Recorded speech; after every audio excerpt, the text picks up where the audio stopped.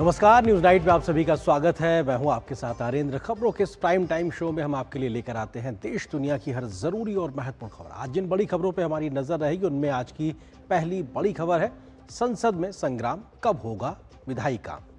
Monsoon सत्र के तीसरे सप्ताह में भी विपक्षी हंगामा लगातार जारी है। इस शोर शराबे के बीच विधायी कामकाज मुश्किल से हो पा रहा है। क्या हुआ संसद में आज, इस खबर को दिखाएंगे विस्तार से। आज की दूसरी बड़ी खबर है, 7 साल बदल रही घाटी। 2019 में आज ही के दिन जम्मू कश्मीर से धारा 370 हटा दी गई थी। अब 7 साल में कितनी बदली है घाटी, इस खबर पे भी होगी हमारी विस्तार से नजर। आज की तीसरी बड़ी खबर है, दिल्ली में बवाल, झारखंड में अलग हिसाब। छात्रों के आंदोलन में कांग्रेस समेत विपक्षी दल दिल्ली में मुखर थे, लेकिन अब झारखंड में छात्रों के आंदोलन पर विपक्ष का दोहरा रवैया देखने को मिल रहा है। क्या है पूरी खबर, इस पर करेंगे हम विस्तार से चर्चा। शुरुआत करते हैं इस वक्त की हेडलाइंस के साथ।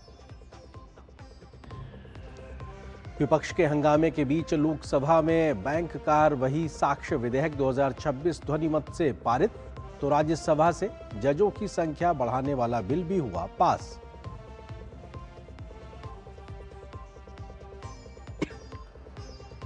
मार्क जुकरबर्ग ने CSAM, डीप फेक कंटेंट और ऑपरेटिंग सिस्टम में एरर को लेकर भारत सरकार से मांगी माफी। IT मंत्रालय ने मेटा समेत सभी सोशल मीडिया प्लेटफॉर्म्स को चेताया, कहा भारत के कानूनों का करना होगा पालन।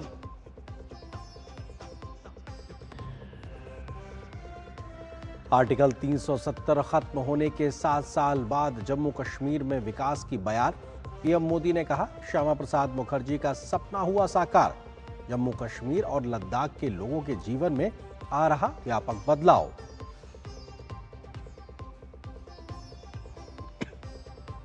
पेपर लीक के मुद्दे पर झारखंड के युवाओं का अनशन जारी। विपक्ष के दोहरे रवैये से गरमाई सियासत। प्रदेश के पूर्व सीएम बाबूलाल मरांडी ने छात्रों से की मुलाकात, लेकिन मुख्यमंत्री हेमंत सोरेन ने अभी तक छात्रों से नहीं किया संवाद।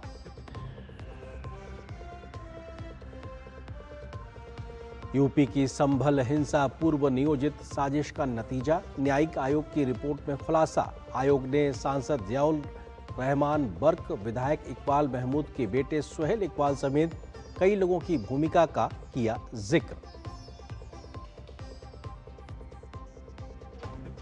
RBI ने रेपो रेट 5.25% रखा बरकरार, नहीं बढ़ेगी EMI।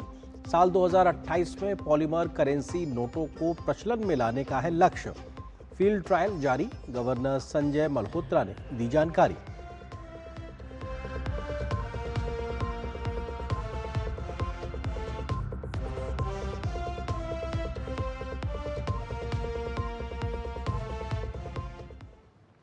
और सबसे पहले बात करते हैं संसद की। संसद के मॉनसून सत्र में आज भी हंगामे का सिलसिला थमता नजर नहीं आया। सदन के भीतर विपक्ष का विरोध और संसद परिसर में प्रदर्शन जारी रहा। हालांकि शोर शराबे के बीच लोकसभा से एक महत्वपूर्ण बैंकिंग सुधार से जुड़ा विधेयक पारित हुआ, तो वहीं राज्यसभा ने सुप्रीम कोर्ट में न्यायाधीशों की संख्या बढ़ाने वाले विधेयक को मंजूरी मिल गई। विपक्ष गृह मंत्री के जवाब की मांग और चढ़ावा हेराफेरी के मुद्दे पर अड़ा रहा, जबकि सरकार गतिरोध खत्म करने की कोशिश में लगी हुई है। क्या हुआ संसद में आज, देखिए इस खास रिपोर्ट में। संसद भवन परिसर प्रदर्शन और सदन के अंदर विपक्षी दलों का विरोध जारी है। गृह मंत्री से जवाब की मांग और चढ़ावा हेराफेरी के मुद्दे पर राज्यसभा और लोकसभा की कार्यवाही बाधित हो रही है। बुधवार को भी दोनों सदनों में विपक्ष के हंगामे के चलते कार्यवाही सुचारू रूप से नहीं चल पाई, लेकिन स्थगित होने से पहले दोपहर बाद लोकसभा में हंगामे के बीच बैंक कार बही साक्ष्य बिल पारित किया गया। इसके प्रावधानों में बैंकों के रिकॉर्ड को डिजिटल बनाने को कानूनी अधिकार मिलेगा। अब प्रश्न ये है कि विधेयक को पारित किया जाए। जो सदस्य इसके पक्ष में हैं वो हाँ कहें,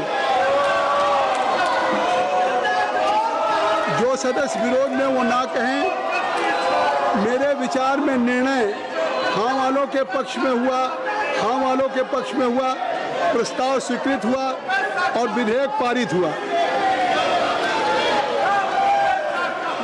उधर राज्यसभा में दोपहर बाद विपक्षी दलों ने सदन से बॉयकॉट किया। सदन से सुप्रीम कोर्ट में जजों की संख्या बढ़ाने वाला बिल लोकसभा को वापस किया गया। इसके साथ ही ये बिल संसद से पारित हो गया है। संविधान के अनुच्छेद 21 के अनुसार न्याय की पहुंच को सर्वसुगम व सर्वसुलभ सुनिश्चित करने के लिए केंद्र सरकार लंबित केसों के स्पीडी डिस्पोजल करके पेंडेंसी कम करने हेतु प्रतिबद्ध भी है। इस दिशा में सरकार जुडिशरी के साथ कंधे से कंधा मिलाकर शीघ्र डिस्पोजल हेतु उपयुक्त इकोसिस्टम बनाने के लिए जुडिशियल इंफ्रास्ट्रक्चर को डिजिटल व फिजिकल रूप में मॉडर्नाइज करने की पहल की गई है।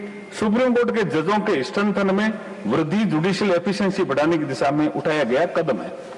राज्यसभा में सांसदों को लंबे समय बाद विशेष उल्लेख में अपनी बात रखने का मौका भी मिला। इससे पहले सुबह विपक्ष और सत्ता पक्ष के बीच बयानों का दौर जारी रहा। ये पार्लियामेंट में जाना हमारा रिस्पॉन्सिबिलिटी है, हम अकाउंटेबल है जनता से, ये उनके दिमाग में नहीं है। अपना देखें, दूसरे के ऊपर ज्ञान मत बांटे। राहुल गांधी जैसा दुर्भाग्यपूर्ण एलओपी भगवान न करे किसी फेज में हो। ये देश एक से एक महान एलओपी देखा है। मैंने इनसे कहूंगा से कुछ शिक्षा लीजिए, आप अपना जरा रेटिंग करा लीजिए समाज में। सदन की कार्यवाही भी इस गतिरोध के चलते स्थगित करनी पड़ी। We are very clear about every issue. We are told earlier itself. We wanted discussion on Chanda Chori. Because entire nation is worried about that issue. उनकी पूरी की पूरी राजनीति केवल आरोपों पर आधारित रहती है या भ्रम पर आधारित रहती है, और हमेशा तथ्यों का अभाव होने के कारण वो राष्ट्रीय संस्थाओं पर भी आघात करते हैं। वो आरएसएस जो पिछले 100 बरसों से राष्ट्र निर्माण में निस्वार्थ रूप से अपना योगदान दे रहा है, बार बार राहुल गांधी जी लोकतंत्र के संस्कारों की अवहेलना करते हुए इस संगठन पर आरोप प्रत्यारोप किसी न प्रकार का आघात जरूर करते हैं। सत्ता पक्ष ने गतिरोध तोड़ने की पहल भी की। संसदीय कार्य मंत्री किरेन रिजिजू ने नेता विपक्ष लोकसभा से मुलाकात की। अब देखना होगा गुरुवार को संसद की कार्यवाही क्या सुचारू रूप से चल पाती है। अनुज यादव, ऋषि कुमार, राजेश राज के साथ शैलेंद्र मिश्र, डीडी न्यूज। मेटा कंपनी के सीईओ ने बाल यौन शोषण सामग्री यानी CSAM, डीप फेक कंटेंट और ऑपरेटिंग सिस्टम में गलती को लेकर भारत सरकार से माफी मांगी है। सरकारी सूत्रों ने बताया है कि मेटा को स्पष्ट कर दिया गया है कि वे मध्यस्थ की परिभाषा के अंतर्गत नहीं आते, वे ही तय करते हैं कि सामग्री किसे मिलेगी। IT एक्ट के तहत सेफ हार्बर उन पर लागू नहीं होता है। मेटा ने माना था कि कुछ खास तरह की सामग्री को बढ़ावा देने के लिए बड़ी रकम का भुगतान किया गया था।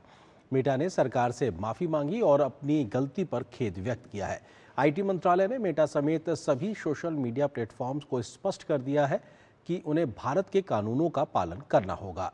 संसदीय समिति ने फेसबुक पर प्रधानमंत्री नरेंद्र मोदी की पोस्ट को कुछ समय के लिए हटाए जाने पर मेटा के CEO मार्क जुकरबर्ग ने 3 दिनों के भीतर बिना शर्त माफी मांगने को कहा था।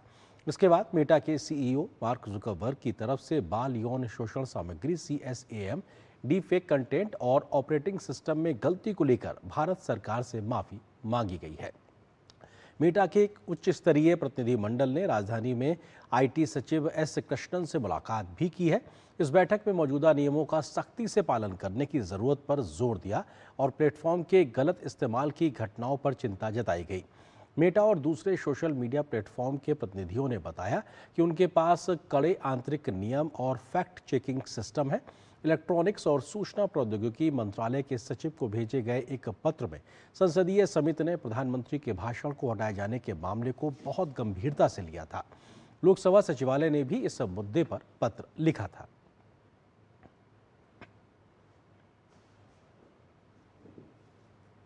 और अब बात घाटी की। 5 अगस्त 2019 को लिया गया फैसला भारतीय राजनीति और संवैधानिक इतिहास के सबसे महत्वपूर्ण निर्णयों में गिना जाता है। अनुच्छेद 370 को जम्मू कश्मीर से हटाने को आज 7 साल पूरे हो गए। 7 साल बाद सरकार इसे जम्मू कश्मीर में शांति, विकास और सुशासन का आधार बता रही है, जबकि विपक्ष के अपने अलग राजनीतिक और संवैधानिक सवाल हैं। इस बीच सरकार का दावा है कि सुरक्षा, पर्यटन, बुनियादी ढांचे और रोजगार जैसे क्षेत्रों में उल्लेखनीय बदलाव देखने को मिले हैं।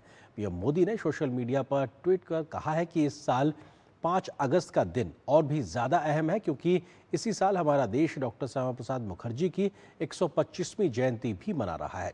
राष्ट्रीय एकता के प्रति उनका जीवन भर का समर्पण पीढ़ियों को प्रेरित करता रहा है। दशकों पहले उन्होंने जो सपना देखा था वो 5 अगस्त 2019 को ऐतिहासिक रूप से सच हुआ। आज से ठीक 7 साल पहले 5 अगस्त 2019 को केंद्र सरकार ने अनुच्छेद 370 और 35A को निरस्त कर ऐतिहासिक फैसला लिया। उस फैसले को लेकर भले ही बहस जारी है, लेकिन जमीन पर बदलाव साफ दिख रहे हैं। पत्थरबाजी, संगठित अलगाववादी गतिविधियां और आतंकवाद को संरक्षण देने वाली पुरानी व्यवस्था काफी हद तक इतिहास बन गई है। घाटी में तिरंगा शान से फहरा रहा है। युवा शिक्षा और टेक्नोलॉजी की ओर बढ़ रहे हैं और बुनियादी ढांचे के बड़े प्रोजेक्ट क्षेत्र को मुख्यधारा से जोड़ रहे हैं। आधिकारिक आंकड़ों के अनुसार आतंकी घटनाओं में भारी गिरावट आई है। कश्मीर में 2004 से 2014 के बीच 7,217 आतंकवादी घटनाएं हुई थीं, जबकि 2015 से 2025 के बीच 2,150 आतंकवादी घटनाएं हुई, जो आतंकवादी घटनाओं में 70% की कमी को दर्शाता है। वहीं बात 2004 से 2014 की करें तो इस बीच 1,770 नागरिकों की मौत हुई, जबकि 2015 से 2025 के बीच ये संख्या 357 रही, जो 80% की कमी है। आतंकियों पर नकेल कसी तो स्थानीय युवा भी शिक्षा और रोजगार से जुड़ते नजर आए। घाटी में सुरक्षित माहौल बना तो पर्यटकों ने भी धरती के स्वर्ग की ओर रुख किया। इन 7 सालों में पर्यटन में उल्लेखनीय वृद्धि हुई है। 2023 से 2025 के दौरान 7 करोड़ 85 लाख से अधिक पर्यटक आए, जबकि 2016 से 2018 में ये संख्या 4 करोड़ 76 लाख थी। कश्मीर घाटी में भी पहले की तुलना में कई गुना बढ़ोतरी दर्ज हुई। 2024 में रिकॉर्ड लगभग 2 करोड़ 35 लाख पर्यटक पहुंचे। वहीं होम स्टे नीति, नए होटल और बेहतर सुरक्षा ने स्थानीय अर्थव्यवस्था को मजबूती देने के साथ ही स्थानीय लोगों को रोजगार के नए अवसर भी प्रदान किए। 2019 के बाद आफ्टर एब्रोगेशन ऑफ 370 हमें एक बहुत बड़ा बदलाव दिखा। बदलाव तरक्कियात का, बदलाव बेहतर दिनों का, बदलाव अच्छे एजुकेशन का, बदलाव एम्प्लॉयमेंट पैकेजेस का और बदलाव कहीं न कहीं एक बेहतर मुस्तकबिल को संवारने का। इस बदलाव की वजह से जम्मू कश्मीर में विकास की बयार भी बह रही है। रेल नेटवर्क का विस्तार भी तेजी से हुआ है, जो अब श्रीनगर तक पहुंच चुका है। चिनाब नदी पर बने दुनिया के सबसे ऊंचे रेलवे आर्क ब्रिज का जून 2025 में प्रधानमंत्री मोदी ने उद्घाटन किया। ये उधमपुर श्रीनगर बारामूला रेल लिंक का हिस्सा है। पर्यटन को बढ़ावा देने और बेहतर कनेक्टिविटी के लिए अब वंदे भारत ट्रेनें घाटी तक चल रही हैं, जिससे यात्रा समय घंटों कम हो गया है। सड़क, सुरंग और राजमार्गों पर हजारों करोड़ रुपए के निवेश से जम्मू कश्मीर को मुख्यधारा से जोड़ा गया है। मोदी सरकार के प्रयासों के चलते जल विद्युत परियोजना क्षमता भी बढ़ रही है। जम्मू कश्मीर से आर्टिकल 370 हटने की 7वीं बरसी पर प्रधानमंत्री नरेंद्र मोदी ने प्रतिक्रिया देते हुए लिखा है कि 7 साल पहले इसी दिन अनुच्छेद 370 और 35A इतिहास बन गए, जिससे जम्मू कश्मीर और लद्दाख की यात्रा में एक निर्णायक नया अध्याय शुरू हुआ। तब से जम्मू कश्मीर और लद्दाख के लोगों के जीवन में व्यापक बदलाव आए हैं। बुनियादी ढांचे का विस्तार हुआ है और शिक्षा, स्वास्थ्य सेवा, उद्यमिता और खेल जैसे क्षेत्रों में अवसर बढ़े हैं। चाहे महिलाएं हों या हाशिए पर रहने वाले समुदाय, जिन्हें दशकों तक उनके बुनियादी संवैधानिक अधिकारों से वंचित रखा गया था, उन्हें भारत के संविधान के पूर्ण कार्यान्वयन के कारण सशक्त बनाया गया है। इस साल 5 अगस्त का दिन और भी ज्यादा अहम है क्योंकि इसी साल हमारा देश डॉक्टर श्यामा प्रसाद मुखर्जी की 125वीं जयंती मना रहा है। राष्ट्रीय एकता के प्रति उनका जीवन भर का समर्पण पीढ़ियों को प्रेरित करता रहा है। दशकों पहले उन्होंने जो सपना देखा था वो 5 अगस्त 2019 को ऐतिहासिक रूप से सच हुआ। पीएम मोदी ने कहा कि हम जम्मू कश्मीर और लद्दाख की प्रगति के प्रति अपनी प्रतिबद्धता दोहराते हैं और ये सुनिश्चित करते हैं कि हर नागरिक को बड़े सपने देखने, उन्हें हासिल करने और विकसित भारत के निर्माण में योगदान देने का अवसर मिले। जम्मू कश्मीर के लोगों के सपने पूरे करने में केंद्र सरकार कोई कोर कसर नहीं छोड़ रही है। उपराज्यपाल मनोज सिन्हा ने आतंकवादी हिंसा में मारे गए निर्दोष नागरिकों के परिवारों के लिए बड़ा ऐलान किया। उन्होंने कहा कि पीड़ित परिवारों के स्वजनों को सरकारी नौकरी देने का फैसला सिर्फ नौकरी नहीं बल्कि न्याय, पुनर्वास और सम्मानजनक जीवन की दिशा में एक ऐतिहासिक कदम है। श्रीनगर के शेरे कश्मीर इंटरनेशनल कॉन्फ्रेंस सेंटर में आयोजित कार्यक्रम में उन्होंने आतंक पीड़ित परिवारों को नियुक्ति पत्र भी सौंपे। ऐसे परिवार थे जो आतंकवादी हिंसा में शिकार हुए और उनके परिजन लंबे समय से राह देख रहे थे कि जो कानून यहाँ का है उसने उनको सरकारी नौकरी दी है, लेकिन काफी लंबा समय लगा। अब कोशिश हो रही कि हर ऐसे व्यक्ति को आइडेंटिफाई करके टेरर विक्टिम के सभी फैमिलीज के निकटस्थ परिजनों को सरकारी नौकरी दी है। उसी क्रम में आज काफी लोगों को नौकरी दी गई है। जम्मू कश्मीर की ये तस्वीरें बताने के लिए काफी हैं कि केंद्र सरकार के एक फैसले ने 7 साल में घाटी की तस्वीर बदल दी है। शांति और विकास के संकेत मजबूत हुए हैं। केंद्र सरकार के प्रयासों का असर सिर्फ सरकारी आंकड़ों में ही नहीं बल्कि घाटी और जम्मू के रोजमर्रा जीवन में भी दिख रहा है। Bureau report, DD news. तो घाटी की बदलती तस्वीर इन बीते 7 वर्षों में आपने देखी। यहाँ पर एक छोटे से ब्रेक के लिए रुकते हैं। ब्रेक के उस बार जब वापस आएंगे तो खबर दिखाएंगे विपक्ष की गजब सियासत की, क्योंकि छात्रों के मुद्दे पर दिल्ली में एक अलग रुख और झारखंड में अलग रुख। क्या है पूरी खबर, विस्तार से नजर छोटे से ब्रेक के बाद।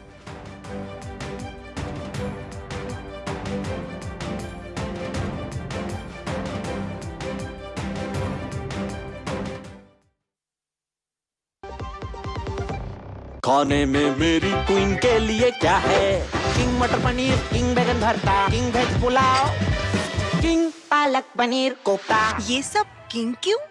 क्योंकि ये सब बना है MDH किचन किंग से का बॉस। MDH किचन किंग, असली किचन किंग। MDH। वाह, गाय तुम्हारी माता है ना? तो पशुहार के नाम पर जहर क्यों खिलाता है? अनसन हटा, दिल से खिला, सिर्फ कपिला, देश का नंबर 1 पशु आहार। बच्चों को ये तो पता है कि जब तक पापा है तब तक सब सही है, पर उन्हें ये नहीं पता कि कल अगर पापा नहीं रहे तो क्या होगा, क्योंकि आपने तो टर्म इंश्योरेंस लिया ही नहीं। थोड़ा तो समझदारी से काम लीजिए। पॉलिसी बाजार से टर्म इंश्योरेंस ले लीजिए, परिवार सबसे पहले। पॉलिसी बाजार पे 1 करोड़ का टर्म इंश्योरेंस सिर्फ 410 रुपए हर महीने से शुरू होता है। जरा सी हंसी दुलार जरा सा, जरा सी अंदर प्यार जरा सा,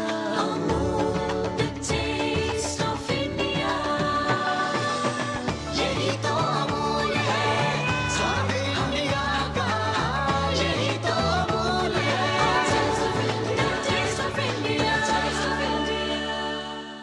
काम रुकना नहीं चाहिए पर खुजली रुकनी चाहिए, इसलिए सपट डॉक्टर स्किन लोशन। काम चालू, खुजली बंद। 128 सालों से दांत का आखिरी इलाज। मेरी पसंद, मेरी पसंद, मेरी पसंद, मेरी पसंद, हमारी पसंद, हम सबकी पसंद। मजबूत देश का मजबूत सरिया हो गया स्टील। जरा सोच के देखिए, आपके पास कुछ ऐसा है जो आपकी दुनिया बदल सकता है। जानते हैं क्या? आपका अपना सोना। सोना क्या नहीं कर सकता? सोना आपको अपने सपनों का घर दिला सकता है, आपके बच्चों का भविष्य बना सकता है। सोना आपकी हर इच्छा पूरी कर सकता है। तो भारत की सबसे बड़ी gold loan NBFC Muthoot finance से गोल्ड लोन लीजिए और फिर देखिए सोना क्या नहीं कर सकता। मुथूट फाइनेंस, जहां विश्वास ही परंपरा है। कॉल कीजिए 1-800-313-1212। गोल्डी छोले मसाले, जहाँ जाए रिश्ते बनाए। गोल्डी लाए हैं फ्रेश लॉक टेक्नोलॉजी, जो रखे मसालों को हर समय फ्रेश। और ब्रेक के बाद खबर झारखंड से। झारखंड में प्रतियोगी परीक्षाओं में धांधली और पेपर लीक के खिलाफ छात्रों का गुस्सा अब बड़ा रूप लेता जा रहा है। हक और न्याय की मांग को लेकर अभ्यर्थियों ने आर पार की लड़ाई का ऐलान कर दिया है। रांची के ऐतिहासिक जयपाल सिंह मुंडा स्टेडियम में डटे युवाओं का सब्र अब टूट चुका है। और आंदोलनकारी विद्यार्थियों ने अनिश्चितकालीन भूख हड़ताल का ऐलान कर दिया है। इस मुद्दे पर राज्य की राजनीति भी पूरी तरीके से गरमाई हुई है। झारखंड के पूर्व मुख्यमंत्री और बीजेपी के नेता बाबूलाल मरांडी ने आज छात्रों से मुलाकात की और हेमंत सोरेन सरकार को उन्होंने जमकर घेरा है। झारखंड में प्रतियोगी परीक्षाओं में अनियमितता और घोटाले को लेकर छात्र पिछले 12 दिनों से आंदोलनरत है और ये आंदोलन लगातार बढ़ता जा रहा है। कुछ लोग इस तरीके से फ्रंट में बैठकर स्लोगन के साथ अपनी बात सरकार तक पहुंचाने की कोशिश कर रहे हैं, तो कुछ लोग आमरण अनशन पर भी बैठे हुए हैं। हाथों में तख्तियां, आंखों में भविष्य की चिंता और जुबान पर सिस्टम के खिलाफ आक्रोश। ये तस्वीर रांची के जयपाल सिंह मुंडा स्टेडियम की है। महीनों से अपनी मांगों को लेकर सड़कों पर भटक रहे अभ्यर्थियों ने अब अपने आंदोलन को धार दे दी है। धरने पर बैठे छात्रों ने साफ कर दिया है कि जब तक न्याय नहीं मिलता तब तक उनका ये आंदोलन जारी रहेगा। जब तक सरकार हम लोग की मांगे क्यों नहीं पूरी कर लेती तब तक हम लोग यहाँ पे अड़ी रहेंगे, अन्न त्याग देंगे। बहुत सारी रणनीति बना के देखी लेकिन सरकार अनसुनी कर रही है बातों को, कुछ भी हम बच्चों के हित में नहीं सोच रही है, तो ये बहुत ही बड़ी दुख की बात है। हम चाहते हैं कि माननीय मुख्यमंत्री जी हमारी बातों को सुने। वहीं सोनम वांगचुक ने भी झारखंड में छात्रों को समर्थन देने का वादा किया है। भूख हड़ताल पर बैठे छात्र नेता और JLKM नेता देवेंद्र नाथ महतो की सोनम वांगचुक से बात हुई और फिर उनके कहने पर ही पानी तो पी लिया लेकिन भूख हड़ताल जारी रखने का ऐलान किया है। पहले तो आंदोलन को समर्थन किए और मोटिवेट किए, पानी पे अब मेरा हंगर स्ट्राइक जारी रहेगा। छात्रों के इस आंदोलन ने अब राजनीतिक मोड़ भी ले लिया। विपक्ष ने सरकार पर युवाओं के भविष्य के साथ खिलवाड़ करने का आरोप लगाते हुए मोर्चा खोल दिया है, तो वहीं सत्ता पक्ष सफाई देने में जुटा है। इतना ही नहीं, विपक्ष अनशन पर बैठे छात्रों को सोरेन सरकार द्वारा प्रताड़ित करने का आरोप लगा रहा है। 13 दिन से रांची में झारखंड पब्लिक सर्विस कमीशन के पर्चे को लेकर के वहाँ छात्र आंदोलनरत हैं। अभी तक उनके मुख्यमंत्री उनसे वार्ता तक नहीं कर रहे हैं। उस पर राहुल गांधी की चुप्पी है, पूरे विपक्ष की चुप्पी है। परीक्षा प्रारंभ होने से पहले लीक होने का काम किया जाता रहा है। झारखंड मुक्ति मोर्चा कांग्रेस के समर्थन वाली सरकार वहां पर छात्रों को प्रताड़ित करने का काम कर रही है।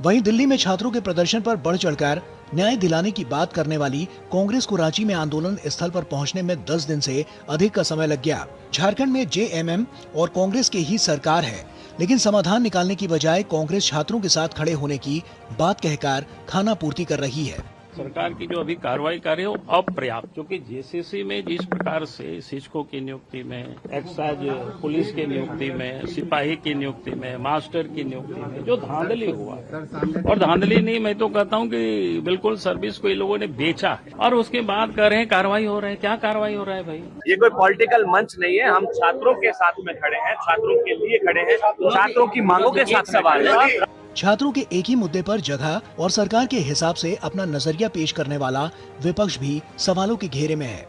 बहरहाल छात्रों का यह आक्रोश महज एक धरना नहीं बल्कि झारखंड के लाखों युवाओं के भविष्य की चीख है। अब देखना होगा कि झारखंड सरकार इन युवाओं के चलते सवालों का ठोस जवाब कब तक देती है। दिवाकर कुमार के साथ ब्यूरो रिपोर्ट, DD न्यूज। तो छात्रों के मुद्दे पर दिल्ली में एक बड़ी सियासत देखने को मिली थी, लेकिन अब झारखंड में तमाम विपक्षी दल चुप्पी साधे हुए। इसी को लेकर सवाल भी उठ रहे हैं कि पेपर लीक पर विपक्ष का दोहरा रवैया आखिर क्यों है, क्योंकि केंद्र पर हमलावर थे, अपने राज्यों में खामोश नजर आते हैं कांग्रेस और तमाम विपक्षी दल। 152 पेपर लीक का आरोप था, लेकिन अपने राज्यों में चुप्पी साधे हुए तमाम राजनीतिक दल नजर आते हैं। केंद्रीय मंत्रियों से इस्तीफे की मांग थी, लेकिन अपने सहयोगियों पर मौन क्यों है तमाम राजनीतिक दल। छात्रों के मुद्दे पर सुविधानुसार राजनीतिक बयान देने वाले लोग आखिर छात्रों के हित में समाधान कैसे लेकर आएंगे, इस पर क्रेडिबिलिटी का सवाल उठता है। विपक्षी राज्यों में अगर पेपर लीक के लिहाज से बात की जाए तो अभी हम झारखंड की खबर आपको दिखा रहे थे, जहां पर JPSC परीक्षा भर्ती परीक्षा में एक तरीके से घपला घोटाले की लगातार शिकायतें, इसकी वजह से तमाम छात्र अनशन पे बैठे हैं, आमरण अनशन पे, भूख हड़ताल पे चले गए। जेएसएससी भर्ती परीक्षा भी लगातार सवालों के घेरे में है, उसको रद्द करने की मांग की जा रही है।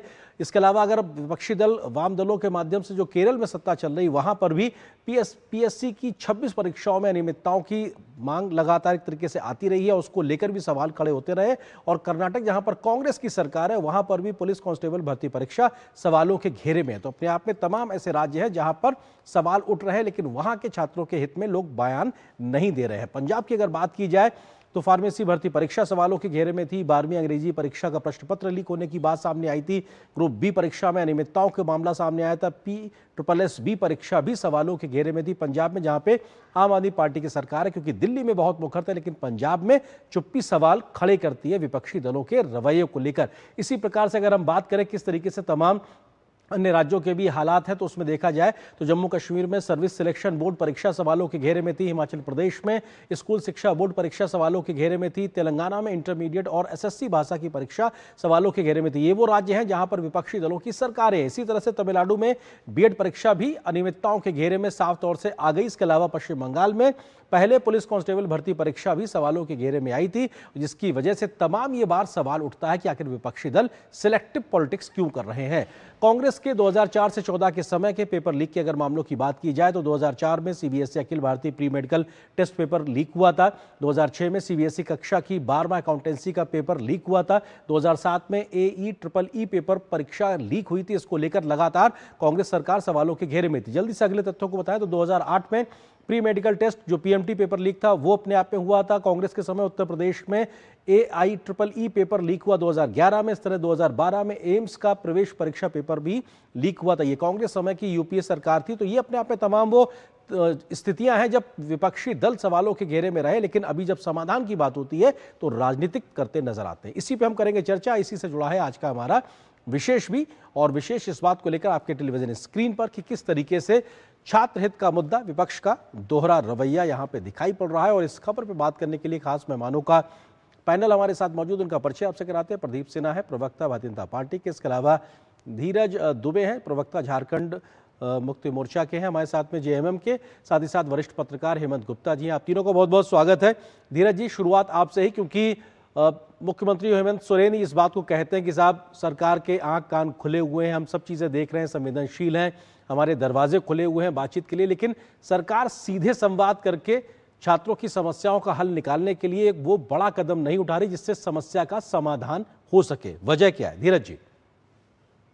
सरकार युवाओं के आंदोलन से पूर्व ही कार्रवाई शुरू कर दी थी। सरकार ने CID को जांच के आदेश दिए, CID का छापेमारी हुआ और JPSC का अध्यक्ष का इस्तीफा हुआ। अब तक कुल 15 से 18 लोगों की गिरफ्तारी हो चुकी है, जिसमें परीक्षा उप नियंत्रक से लेकर जो TDPL परीक्षा एजेंसी थी उसके मार्केटिंग हेड, निदेशक सहित अन्य लोगों के जो कर्मचारी हैं JPSC के, उसकी गिरफ्तारी किया जा चुका है। लगातार लीड CID को मिल रही है। कई कोचिंग सेंटर के ठिकाने पर छापेमारी हुई जहां से 2 लोगों को गिरफ्तार किया गया है, जहां OMR सीट ले जाने की मामला सामने आया है। तो जब सरकार कार्रवाई कर रही है, सरकार के जो जांच एजेंसी CID है वो काम कर रही है, क्या लेकिन धीरज जी, आपने तमाम चीजें गिनाई, ये सारी चीजें पब्लिक डोमेन में है, लेकिन इस कार्रवाई से, CID की कार्रवाई से संतुष्ट नजर नहीं आ रहे आंदोलनकारी छात्र। तो क्या सरकार एक बड़ा कदम उठाने का फैसला करेगी? वो CBI जांच की मांग की बात कर रहे हैं। देखिए, सरकार युवाओं से चर्चा करेगी। युवाओं को लगता है कि जंतर मंतर के बाद यहाँ भी जो JPSC और JSSC के मामले पर हम इस तरह के रुख अपनाएंगे और यहाँ हमारी बात जो है सो मानी जाएगी और सरकार उस दिशा में हम लोगों से बात करेगी, तो ये जायज है कि सरकार युवाओं से बात करेगी। लेकिन पर्दे के पीछे से अगर भारतीय जनता पार्टी अपने हितों को थोपने का कोशिश कर रही है, ये सर, ये तो छात्र मांग कर रहे हैं सर, इसमें बीजेपी कहां से आ गई? ये तो छात्र जो आंदोलन कर रहे हैं सर, जो वहां पे अनशन पे बैठे हैं वो ये मांग कर रहे हैं।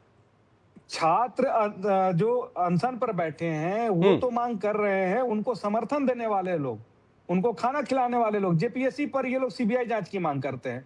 CBI जांच 20 साल पहले 2 JPSC हुआ था, JPSC 1 और 2। सर मतलब आप ये कह रहे हैं कि उन छात्रों को समर्थन बीजेपी दे रही। ठीक है प्रदीप सिन्हा जी, आप एक तरीके से छात्रों का आप इस्तेमाल कर रहे हैं राजनीतिक तौर पे, वो ये आप पे आरोप लगा रहे हैं। प्रदीप जी देखिए, तो राज्य की जनता भी देख रही है और जो आंदोलन छात्र हैं वो भी इन चीजों को देख रहे हैं कि कौन से राजनीतिक दल उनके साथ खड़े हैं और कौन बेरुखी का रवैया अपनाए हुए। क्योंकि विगत 12 दिनों से जब छात्र धरना पर बैठे हुए हैं और उनका कोई चार्टर और डिमांड लंबा चौड़ा नहीं है, सिर्फ 2 डिमांड है उनका कि 14वीं जेपीएससी परीक्षा की जो रिजल्ट आई है उसको तत्काल रद्द किया जाए। और भारतीय जनता पार्टी भी यह मानती है कि परीक्षा न सिर्फ रद्द किया जाए बल्कि पुनर्परीक्षा भी जल्दी ली जाए ताकि छात्रों का एकेडमिक ईयर का लॉस ना हो। तो इस मांग पर किसको आपत्ति हो सकती है। और जहां तक सीबीआई जांच की मांग है तो भारतीय जनता पार्टी का स्पष्ट मानना है कि सीआईडी जैसी संस्था जो है वो प्रोफेशनलिज्म के साथ, उस अप्रोच के साथ इतने बड़े कांड नहीं, लेकिन प्रदीप जी वो आप पे आरोप ये लगा रहे हैं कि आप छात्रों को उकसाने का काम कर रहे हैं। मतलब वो भले ही आप ये आरोप दिल्ली में उन तमाम विपक्षी दलों पे लगाते थे, लेकिन झारखंड में वो आप पे आरोप लगा रहे हैं कि आप छात्रों को भड़काने की कोशिश कर रहे हैं, उनको आगे कर रहे हैं आप अपनी राजनीतिक रोटियां सेकने के लिए। वो आप पे आरोप लगा रहे हैं। देखिए, जिन मीडिया चैनल्स ने इस आंदोलन को कवर किया है, छात्रों ने स्पष्ट रूप से वहां लिख कर रखा है कि किसी भी राजनीतिक दल का यह मंच नहीं है, यहाँ कोई स्लोगन नहीं किया जाएगा, ना नारेबाजी की जाएगी, ना किसी तरह के धार्मिक नारे लगाए जाएंगे। तो जिन लोगों ने अपने आंख पर काले चश्मे चढ़ा रखे हैं उनको भारतीय जनता पार्टी पर दोषारोपण करके अपने लिए कोई एक नैरो पैसेज ढूंढना, मैं समझता हूँ कि कहीं से भी ये उचित नहीं है। लेकिन छात्रों की मांग पर अगर कोई सहानुभूतिपूर्वक विचार भी न करे तो निश्चित रूप से भारतीय जनता पार्टी इस राज्य की सबसे बड़ी विपक्षी दल होने के नाते अपने दायित्व का निर्वहन करे।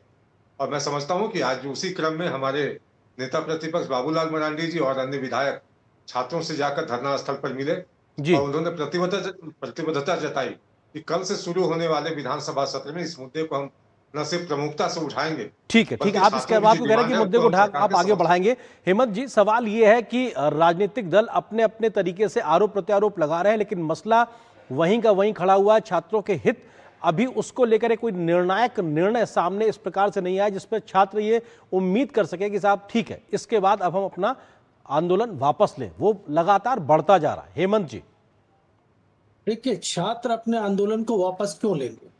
जिस तरीके से जंतर मंतर में जो छात्रों के नाम पर जो आंदोलन हुआ और जिस रूप से वो देश के विरोध में जो हरकत की, तो वो छात्रों को एक तरह से आंदोलित कर रखा है। लेकिन ये झारखंड के जो परिप्रेक्ष्य में आप जब देखेंगे तो ये जो छात्र नेता है देवेंद्रनाथ महतो, उनकी बातों को आप सुनेंगे तो पता चलेगा उनकी 4 मुख्य मांगे हैं। पहला कि 14वीं जो जेपीएससी की परीक्षा उसको रद्द कर दीजिए। क्यों रद्द कर दीजिए? क्योंकि रिजल्ट और कट ऑफ मार्क में धांधली का आरोप किया उन्होंने। फिर उन्होंने कहा कि भाई जो सीआईडी जांच करी है किसी भी तरीके से प्रॉपर नहीं हो रहा है, आप उसको सीबीआई से जांच कराइए। तो माननीय मुख्यमंत्री जी को अगर किसी तरह से कोई आपत्ति नहीं है और चाहते छात्रों का आंदोलन खत्म हो और छात्र चाहे संतुष्ट हो, तो सीबीआई से जांच कराने में दिक्कत क्या है? जैसे केंद्र सरकार ने धर्मेंद्र प्रधान के उन्होंने त्याग पत्र दिया और फिर उन्होंने एक नया लॉ भी बना दिया कि भाई 3 से 5 साल सजा होगी, करोड़ रुपए का आपको जुर्माना लग सकता है। तो उन्होंने तो फास्ट ट्रैक बना दिया। इस जेएमएम की सरकार ने क्यों नहीं फास्ट ट्रैक बनाई? कोई लॉ क्यों नहीं बनाई? कांग्रेस ने क्यों नहीं ऐसा किया? अच्छा हेमंत जी, एक चीज और, क्योंकि जेएमएम ये बात कह रही है कि साहब बीजेपी जो है एक प्रकार से छात्रों को आगे करके उनको बरगलाने या उनको उकसाने का काम कर रही है। क्या ये छात्रों का आंदोलन है या बीजेपी का प्रायोजित आंदोलन है? ये जो आरोप लगा रहे, थोड़ा उसको लेकर स्पष्टता दे दीजिए। तब तो कांग्रेस को यह भी कहना चाहिए कि जो दिल्ली का आंदोलन था वो बीजेपी का आंदोलन होना चाहिए था। भाई जहां फेल है वहां बीजेपी पर आरोप लगा देते हैं और जहां आपका कारनामा होता है वहां आप कह देते हैं कि नहीं इस तरह का हरकत नहीं हुआ है। तो आप दो तरफा डबियस कैरेक्टर वाला रोल नहीं प्ले कर सकते। आप तो जहां पर आपकी सरकार हार जाती है तो आप कहते हैं कि वहां ईवीएम खराब हो गया और जहां जीत जाते हैं वहां ईवीएम के बारे में। तो आपकी तो ये आदत रही है। अभी देखिए, मैं स्टूडेंट की बात कर रहा था, पारदर्शिता और सुधार। जब आपको बार बार बोल रहा कि भर्ती प्रक्रिया जो है पूर्ण तरीके से पारदर्शिता है, तो आपको लाने में क्या दिक्कत है? आप एमओआर शीट में देखें, नो अपडेटेड जो है अटेम्प्टेड जो विकल्प दिया हुआ है उसमें आपको बोला गया कि आयु की सीमा पे छूट दीजिए। आप एग्जाम ठीक टाइम पर नहीं ले रहे हैं, रिजल्ट टाइम पर आप प्रेजेंट नहीं कर रहे हैं, तो विकल्प क्या है छात्रों के पास? जिस तरीके से छात्र एग्री में उनकी बढ़ती उम्र उनको अग्रेसिव करने का कारण रहा है, ना कि बीजेपी। तो जेएमएम जो आरोप लगा रही है वो निराधार है। अब जेपीएससी के जैसे बात करते हैं, अभी हमारे प्रवक्ता जेएमएम के बता रहे थे, जेपीएससी का इतिहास रहा है भाई। 2000 जेपीएससी में 2012 को आप याद कीजिए, पूर्व जेपीएससी अधिकारी सहित दर्जनों व्यक्ति को। ठीक है धीरज जी, सवाल ये है कि राजनीति से इतर अगर आप गंभीर है और आपके मुख्यमंत्री जी आपकी पार्टी गंभीर है, तो समाधान के लिए आगे बढ़िए ना। इस प्रकार के राजनीतिक आरोप प्रत्यारोप से कुछ हासिल नहीं होना है। आपके ही द्वारा तमाम जो छात्र हैं वो आपके बीच में से ही हैं, आपके ही राज्य के हैं। आपके राज्य का भविष्य बनाने के लिए आगे अगर बढ़ेंगे तो काम करते नजर आएंगे। क्यों आगे बढ़ के वो प्रयास दिखाई नहीं पड़ रहा है? हाँ अमरेंद्र जी, बिल्कुल सरकार समाधान के तरफ ही आगे बढ़ रही है और सूचना मिला है कि 4 मंत्रियों का टीम जो छात्रों से मुलाकात करेगा। 4 मंत्रियों का प्रतिनिधिमंडल बना है। यहाँ तक कि जो 5 छात्र को भी शायद मुख्यमंत्री से भी मिलने के लिए बुलाया गया है कि आप अपनी मांगों को रखिए या सरकार से वार्ता कीजिए, माननीय मुख्यमंत्री जी से वार्ता कीजिए। और ये सरकार इस इंतजार में है अमरिंदर जी कि सीआईडी की जांच रिपोर्ट आए। बिना जांच के पूर्वाग्रह से ग्रसित होकर हर निर्णय को नहीं लिया जा सकता है। जांच के आधार पर जब सामने आएगा तो 14वीं जेपीएससी का मुख्य परीक्षा जैसे रद्द हुआ है वैसे पूरी परीक्षा को रद्द की जाएगी। उसके बाद जो लोग दोषी हैं वो तो जेल जा रहे हैं, बाकी जो दोषी तो अभी जो स्थिति है धीरज जी, क्या वो ऐसे ही चलेगी? सीआईडी की जांच इधर चलती रहेगी और सरकार उसका इंतजार करेगी, छात्रों का आंदोलन और हर एक दिन बढ़ता रहेगा, क्या ये स्थिति बनी रहेगी? नहीं, छात्रों के आंदोलन को हम रोकने की बात कर रहे हैं, लेकिन छात्रों को भी समझना होगा। देखिए, छात्र नेताओं, नया जनरेशन में कुछ लोग को जल्दी जो है सो लाइमलाइट या कह सकते हैं वायरल होने का शौक है, तो वो लोग जांच रिपोर्ट का इंतजार नहीं करना चाहते। हम तो बोल रहे हैं कि इनके आंदोलन शुरू होने से पहले जांच शुरुआत हो गई थी। सर, किसी राज्य के लिए सर कितनी खराब स्थिति है कि छात्र आंदोलन करें, भूख हड़ताल करें और उसके बाद ऐसी स्थिति आ जाए। जिन छात्रों को घर में सही तरीके से बैठ के पढ़ाई करनी चाहिए उनको आंदोलन करना पड़ रहा है। प्रदीप जी सवाल आपसे भी इस बात, छात्र नेताओं को, हाँ छात्र नेता को भी, क्या कह रहे हैं धीरज जी? नहीं, छात्रों के लिए तो सब जायज है, लेकिन जिनकी सर ये जो डिफरेंशिएट है ना कि कोई छात्र है कोई छात्र नेता है, इसी से समस्या समाधान नहीं निकलता है। थोड़ा सा बड़प्पन सरकार को हमेशा दिखाना पड़ता है। ये भेद करने के बीच में थोड़ा बड़प्पन दिखाना पड़ता है। दिख रहा है, वो अपॉर्चुनिटी के रूप में इसको देख रहे हैं। ठीक है प्रदीप जी, वो ये कह रहे हैं कि साहब छात्र अलग है, छात्र नेता अलग है। इस प्रकार की वजह से समस्या बढ़ती हुई दिखाई पड़ रही है, लेकिन सरकार लगातार काम कर रही है, सीरियस है, एक्टिव है। सीआईडी की रिपोर्ट आने वाली है, वो कह रहे हैं साहब काम हो रहा है। प्रदीप जी, धीरेन्द्र जी जो आरोप लगा रहे हैं छात्रों पर कि कुछ छात्रों को बड़ी जल्दबाजी होती है लाइमलाइट में आने, तो यही बातें उनको नीट वाले जो विधानसभा में। ठीक है धीरज जी, आपका पॉइंट आ गया। धीरज जी आपका पॉइंट आ गया, प्रदीप जी को अपनी बात कह लेने दीजिए। हाँ प्रदीप जी, तो वही छात्र जो नीट वाले आंदोलन पर जंतर मंतर पर प्रदर्शन कर रहे थे, तो ये वही बात उनके लिए बोल सकते हैं क्या? तो इनका जो डबल स्टैंडर्ड है वो खुलकर सामने आता है, क्योंकि वो तमाम विपक्षी दल जो अपनी भूमिका उस समय सुनिश्चित कर रहे थे जंतर मंतर पर, आज कहीं आसपास भटकते हुए भी दिखाई नहीं दे रहे। चलिए कांग्रेस पार्टी मान लेता हूं कि सरकार में सहभागी है, लेकिन आरजेडी की नाम मात्र की भूमिका है। उसके अलावे समाजवादी पार्टी के प्रदेश अध्यक्ष है, यहाँ आपकी पूरी इकाई कार्यरत है झारखंड में, उसके बावजूद किसी का धरना स्थल पर नहीं जाना और छात्रों के साथ कम से कम नैतिक समर्थन की भी बात नहीं कर पा रहे हैं, तो निश्चित रूप से प्रश्न खड़ा होता है कि कहीं ना कहीं गुमराह करने की कोशिश की जा रही है। और अमरेंद्र जी, एक बात जरूर कहना चाहूंगा कि जिस सीआईडी जांच की बात कही जा रही, सीआईडी की कार्रवाई पिछले 10 दिनों से चल रही। उनके जो जेपीएससी के जो अध्यक्ष है उनको ग्रिल किया गया है, उनसे 4-5 दफा पूछताछ हो चुकी है, और ओएमआर सीट किस तरह से सेंटर से बाहर गए, कार्यालय से बाहर गए और प्राइवेट हाथों में गया, वहां किस तरह से हेराफेरी की गई, ये बातें जांच की प्रक्रिया में सामने आ चुकी हैं। तो अब तक अगर जेपीएससी चेयरमैन की गिरफ्तारी नहीं हुई है और इस परीक्षा के जब सारे चीजें सामने आ चुकी है कि गड़बड़ियां हुई हैं जी, और इस बात को सरकार भी मानेगी कि गड़बड़ी हुई है, तो फिर छात्रों की मांग को मानने में देरी किस बात की है? ठीक है, कम से कम परीक्षा तो रद्द कीजिए, पहला डिमांड तो छात्रों का पूरा कीजिए, लगे छात्रों को कि सरकार सही दिशा में कदम उठा रही है। ठीक है हेमंत जी, क्या सीबीआई की तो मैंने पहले भी कहा। ठीक है सर। हेमंत जी, क्या दिल्ली के हुए आंदोलन के बाद थोड़ा ही समय में जब हम झारखंड में आंदोलन देख रहे हैं, तमाम दल, राजनीतिक दल यहाँ पर अपने दोहरे रवैये के चलते एक्सपोज हो गए। छात्र भी, जो झारखंड का छात्र है कम से कम, वो भी इस बात को समझ रहा होगा कि आखिर तमाम दलों के कथनी और करनी में जो अंतर है वो दिखाई पड़ रहा है। उसको लेकर किस प्रकार की आप एक फीडबैक देख रहे हैं वहां पर हेमंत जी? बिल्कुल, जो मेरा एनालिसिस हो उसके हिसाब से जो स्टेटमेंट आप दे रहे हैं वो बिल्कुल करेक्ट है। मैं आपको 2-3 बातों पर आपका ध्यान आकर्षित पूरी जनता का करना चाहूँगा, पूरे ऑडियंस का। देखिए, झारखंड अकादमिक परिषद की जो एग्जाम हुई थी 10वीं कक्षा की, बताइए उस वक्त आप सीआईडी की जांच किए थे, क्या हुआ? जेएसएससी की परीक्षा आपने किया था तो साल्वर गैंग का माफिया नेटवर्क आपको मिला था, आपने उस समय भी सीआईडी किया था, क्या हुआ उसका एस्टेब्लिशमेंट बता दीजिए। उसमें एक्साइज कांस्टेबल की जो भर्ती हुई थी उसमें भी हुआ था। 2023 में जेएसएससी का प्रश्न पत्र हुआ था और फिर वो कंबाइंड ग्रेजुएट लेवल का एग्जामिनेशन हुआ था, उसमें भी आपने सीआईडी। तो आप कब आंख खोलेंगे, आप कब देखेंगे? ये पॉलिटिकल पार्टीज नहीं है भाई, यहाँ कोई फंडिंग नहीं हो रही है आपकी। तो जो मैंने देखा जो स्टेट गवर्नमेंट का, भाई इतनी रूड नहीं होना चाहिए, अनह्यूमन नहीं होना चाहिए आपको। जो छात्र जिनके पास खाने के पैसे नहीं, प्राइवेट लोग आकर उनको सपोर्ट कर रहे हैं, उनके पास त्रिपाल नहीं है, बताइए शेड नहीं आपने उनको दिया है, बताइए रहने कहाँ सो रहे मालूम है? वो त्रिपाल, प्लास्टिक का त्रिपाल डाल करके वो बच्चे सो रहे हैं, बारिश से आंसू आता है, बारिश में भीग रहे हैं, कितने बच्चे बीमार पड़ गए। बिल्कुल, ये खबर भी आई कि किस प्रकार से वो त्रिपाल लगाने को लेकर भी उनको संघर्ष करना पड़ा था। लेकिन बात मोटी सी इतनी है कि अगर ये समस्या है तो समाधान के लिए सरकार को बड़प्पन दिखाकर आगे आना चाहिए ताकि छात्र घर वापस लौटे और बात आगे बढ़े समाधान की ओर। बहुत बहुत शुक्रिया आप तीनों मेहमानों का हमारे साथ इस खबर पर जुड़ने के लिए, विस्तार से बात करने के लिए आप तीनों का शुक्रिया। और यहाँ पर एक छोटे से ब्रेक के लिए रुकते हैं। ब्रेक के उस पार जब वापस आएंगे तो खबर होगी उत्तर प्रदेश से, जहाँ के संभल में कैसे भड़की हिंसा, इसको लेकर न्यायिक आयोग की रिपोर्ट में कई खुलासे हुए हैं। क्या है पूरी खबर, विस्तार से नजर छोटे से ब्रेक के बाद।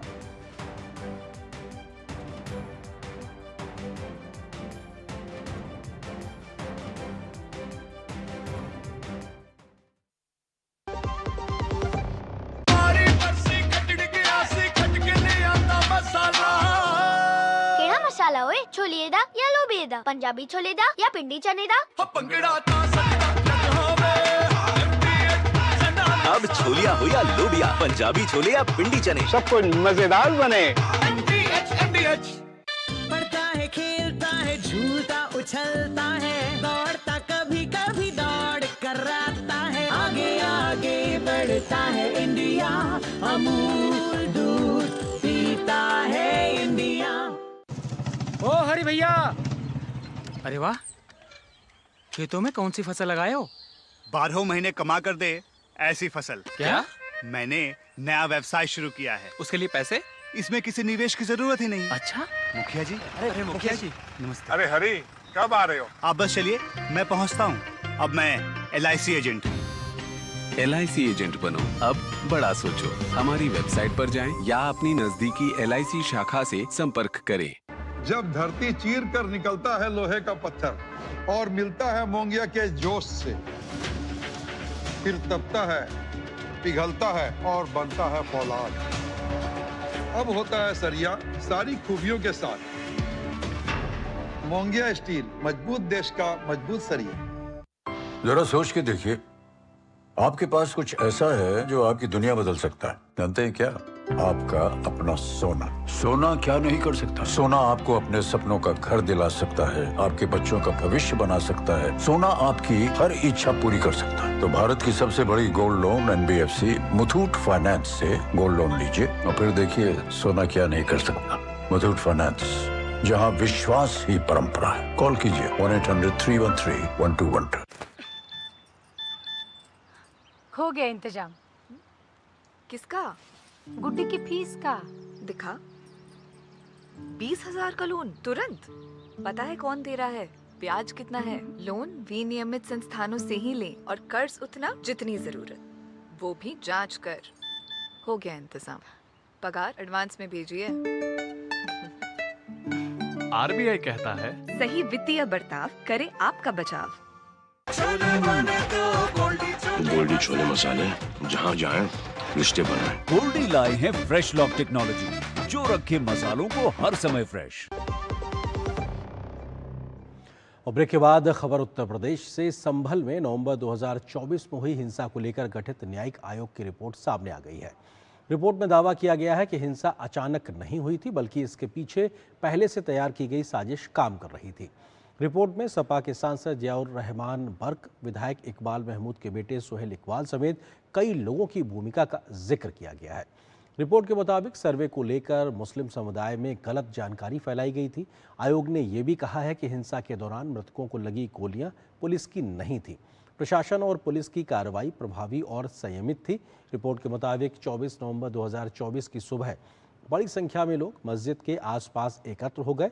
इसके बाद नारेबाजी, पथराव, गोलीबारी और आगजनी की घटनाएं हुई। भीड़ में शामिल कई लोगों ने अपने चेहरे ढके हुए थे। इस हिंसा में 4 लोगों की मौत हुई थी। हिंसा में 28 पुलिसकर्मी घायल हुए थे, 7 को गोली लगी थी। उपद्रवियों ने पुलिस के हथियार और सामान लूटने की भी कोशिश की थी।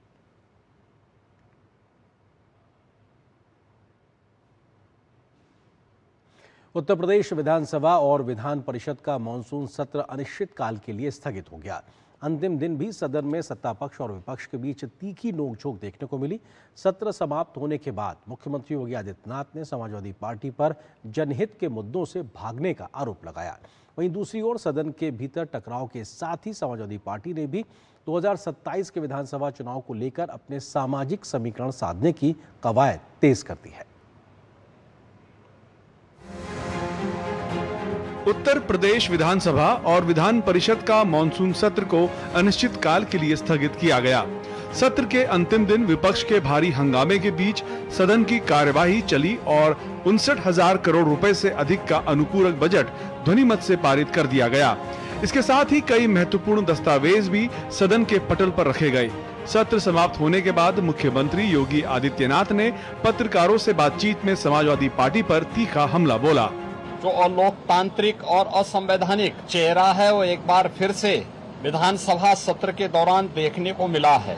समाजवादी पार्टी के नकारात्मक रवैये के कारण युवाओं के मुद्दे पर, अन्नदाता किसानों के मुद्दे पर, महिलाओं के स्वावलंबन के मुद्दे पर या गरीबों के लिए बनने वाली वेलफेयर की अन्य स्कीमों के मुद्दे पर सदन में समाजवादी पार्टी ने कोई चर्चा नहीं होने दी। राज्य सरकार के बजट में आउटसोर्स कर्मचारियों के लिए आयोग के गठन, न्यूनतम मानदेय और सामाजिक सुरक्षा, आंगनबाड़ी कार्यकर्ताओं, आशा बहनों, ग्राम चौकीदारों, रसोइयों और कोटेदारों के मानदेय में वृद्धि के साथ पेंशन योजनाओं के विस्तार का प्रावधान भी किया गया है। इसके अलावा बाबा साहेब डॉक्टर भीमराव अंबेडकर, महर्षि वाल्मीकि, संत रविदास, महात्मा ज्योतिबा फुले, शाहू जी महाराज और लोक माता अहिल्याबाई होलकर सहित सामाजिक न्याय के महापुरुषों के सम्मान में प्रतिमाओं, पार्कों और बाउंड्री वॉल के निर्माण के लिए 407 करोड़ रुपए का प्रावधान भी किया गया है। सदन के भीतर हंगामे के बाद राजनीतिक संदेश सदन के बाहर भी साफ दिखाई दिया। एक और मुख्यमंत्री विपक्ष पर विकास और जनहित के मुद्दों से भागने का आरोप लगा रहे थे, तो दूसरी ओर समाजवादी पार्टी 2027 के विधानसभा चुनाव की रणनीति को धार देने में जुटी दिखाई दी। लखनऊ में वरिष्ठ समाजवादी नेता जनेश्वर मिश्र की जयंती पर आयोजित प्रबुद्ध जन सम्मेलन के जरिए पार्टी ने ब्राह्मण समाज तक अपनी पहुंच बढ़ाने की कोशिश की। लोग पीडीए की बात करते हैं और पीडीए की नई नई परिभाषा बनाते हैं, लेकिन वो लोग भूल गए हैं पीडीए में पीडी जो है वो पंडित का शॉर्ट फॉर्म है, और जितनी पीड़ा दोगे, पीड़ा बढ़ाओगे, उतना ही पीडीए और मजबूत दिखाई देगा। एक तरफ योगी सरकार अपनी योजनाओं और विकास के एजेंडे को चुनावी मुद्दा बनाना चाहती है, तो वहीं अखिलेश यादव पीडीए के दायरे को ब्राह्मण समाज तक विस्तार देकर एक नए राजनीतिक संदेश देने की कोशिश कर रहे हैं। ब्यूरो इनपुट के साथ लखनऊ से विकास सिंह की report, DD news. Uttar Pradesh की इस सियासी खबर के बाद अब यहाँ पर एक छोटे से ब्रेक के लिए रुकते हैं। ब्रेक के उस पार लेकिन जब वापस आएंगे तो खबर इस बात को लेकर होगी कि देश में कब से शुरुआत होगी प्लास्टिक के नोट्स को, आरबीआई ने क्या किया है ऐलान। इस खबर पर विस्तार से नजर छोटे से ब्रेक के बाद।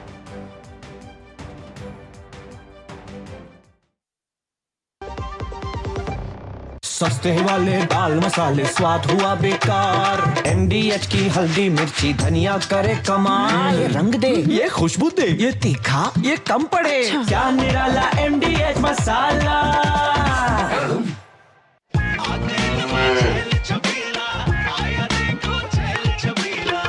एक कपिला, अरे भाई सब एक ही जैसा होता है। ये लो साधारण पशु आहार।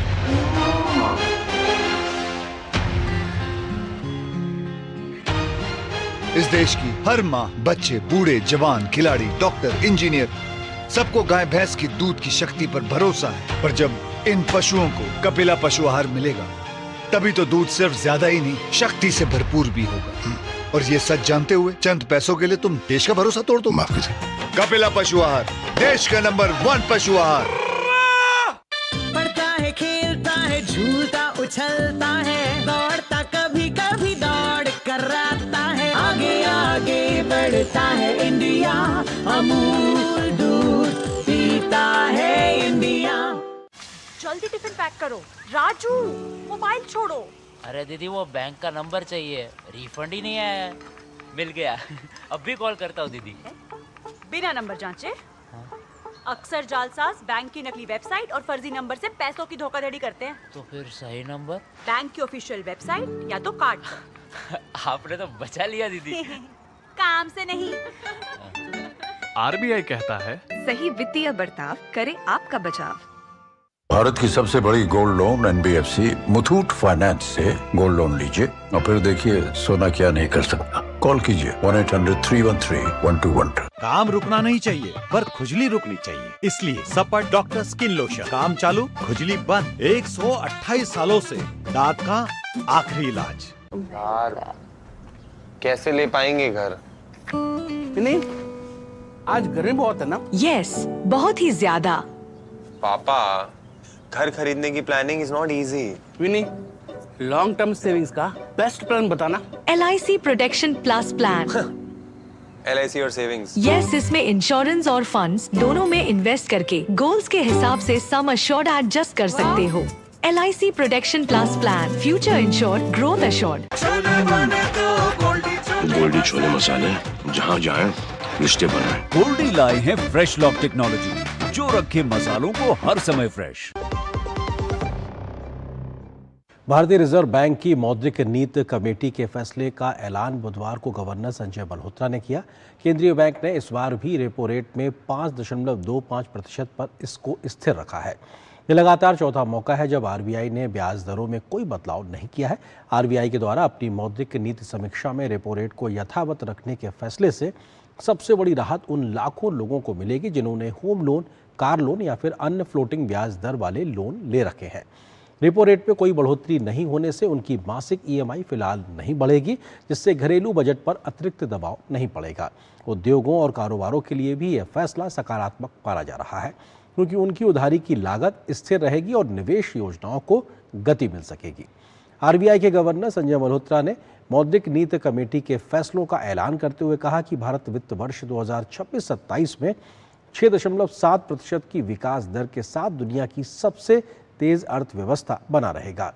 उन्होंने कहा कि मजबूत घरेलू मांग, मैन्युफैक्चरिंग और सर्विस गतिविधियों में लगातार विस्तार और जबरदस्त निर्यात की वजह से अर्थव्यवस्था को सहारा मिल रहा है। आरबीआई ने वित्त वर्ष 2026-27 के लिए खुदरा महंगाई दर 5% रहने का अनुमान जारी किया है। वहीं आरबीआई वित्त वर्ष 2027 और 28 तक पॉलीमर करेंसी नोटों को प्रचलन में लाने की दिशा में काम कर रहा है। आरबीआई ने भारतीय परिस्थितियों में इन नोटों के टिकाऊपन, उपयोगिता और प्रभावशीलता का आकलन कर रहा है। फील्ड ट्रायल के नतीजों की समीक्षा के बाद बड़े पैमाने पर इन्हें जारी करने का अंतिम निर्णय लिया जाएगा। आरबीआई का मानना है कि पॉलीमर नोट पारंपरिक कागजी नोटों की तुलना में अधिक टिकाऊ होते हैं। विशेषकर छोटे मूल्य वर्ग के नोटों के लिए इनमें नोटों को बार बार बदलने की लागत भी कम होगी। पॉलीमर नोटों में पारदर्शी विंडो सहित उन्नत सुरक्षा फीचर्स होंगे, जिससे नकली नोटों पर रोक लगाने में मदद मिलेगी। सरकार ने स्पष्ट किया है कि कागजी नोट बंद नहीं होंगे और दोनों प्रकार की मुद्रा साथ साथ प्रचलन में रहेगी। रिजर्व बैंक के गवर्नर ने बताया कि पॉलीमर नोटों का पायलट कार्यक्रम जारी है। We are targeting that they are in circulation if everything goes as per plan in the beginning of the next financial year. This polymer thing basically two purposes. One is that it enhances the durability in the life, especially for this is relevant especially for your lower denomination. And then it also expands our capacity as our needs grow. That is the second purpose. और बात मौसम की, एक तरफ असम, दूसरी तरफ केरलम और बीच में लाखों जिंदगियां जो अब भी पानी उतरने का इंतजार कर रही हैं। कहीं घर बह गए, कहीं खेत डूब गए, कहीं पूरी बस्तियां राहत शिविरों में सिमट गई हैं। असम में केंद्रीय स्वास्थ्य मंत्री जेपी नड्डा ने मुख्यमंत्री के साथ बाढ़ प्रभावित इलाकों का हवाई और जमीनी सर्वे किया, जबकि केरलम में लगातार बारिश के बीच मौतों का आंकड़ा लगातार बढ़ रहा है। देश के दो राज्यों में मानसून अब सिर्फ मौसम नहीं बल्कि सबसे बड़ी मानवीय चुनौती भी बनता दिखाई पड़ रहा है। देखिए इस रिपोर्ट को, मुझे मेरी पूरी टीम को दीजिए अनुमति। नमस्कार। मानसून की बारिश अभी जारी है। बारिश ने कहीं पर लोगों को गर्मी से राहत दी तो कहीं ये आफत लेकर आई। बाढ़ और भारी बारिश से सबसे ज्यादा प्रभावित रहे असम में बाढ़ की तस्वीर अब भी बेहद चिंताजनक है। राज्य में बाढ़ और उससे जुड़ी घटनाओं में मरने वालों की संख्या 89 तक पहुंच चुकी है। 5 जिलों में 1,22,000 से ज्यादा लोग अब भी प्रभावित हैं। सबसे ज्यादा असर शिवसागर, चराईदेव और जोरहाट में है। बाढ़ की नई मार के बीच केंद्रीय स्वास्थ्य मंत्री जेपी नड्डा ने मुख्यमंत्री डॉक्टर हेमंत बिस्व शर्मा के साथ शिवसागर जिले के सबसे प्रभावित नेपाली खुटी इलाके का हवाई और जमीनी सर्वे किया। नड्डा ने बाढ़ प्रभावित परिवारों से मुलाकात की, हालात का जायजा लिया और भरोसा दिलाया कि राहत, पुनर्वास, मुआवजा और आर्थिक सहायता में किसी तरह की कमी नहीं आने दी जाएगी। प्रधानमंत्री मोदी जी की ओर से आपको और हेमंत दा को विश्वास दिलाना चाहता हूं कि राहत में कोई भी कमी नहीं रहेगी, कोई भी कसर नहीं रहेगी। हर तरीके से राहत पहुंचाने का काम हेमंत बिस्व शर्मा जी के नेतृत्व में यहाँ चल रहा है। इन आंकड़ों के पीछे ऐसी कहानियां हैं जिन्हें सुनकर हर कोई सिहर उठे। कहीं किसी की जान पर बनाई तो कहीं जिंदगी भर की कमाई, घर का सामान और भविष्य के सपने सब बाढ़ के पानी में बह गए। और आपके सामने जितना मतलब कमाया था, जो जवानी से कमाया था, सब एक झटका में, एक सेकंड में चला गया।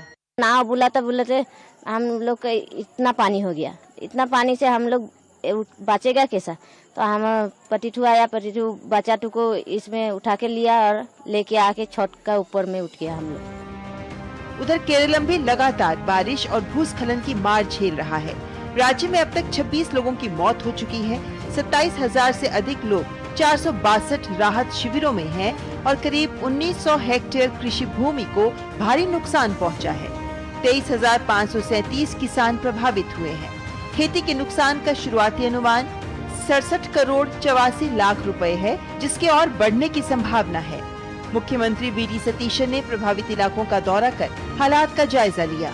सरकार ने मृतकों के परिजनों के लिए 8 लाख रुपए के राहत पैकेज का ऐलान किया है, जिसमें प्रधानमंत्री राष्ट्रीय राहत कोष से दिए गए 2 लाख रुपए भी शामिल हैं, जबकि तटीय इलाकों में ऊंची समुद्री लहरों और भारी बारिश को लेकर अलर्ट जारी है।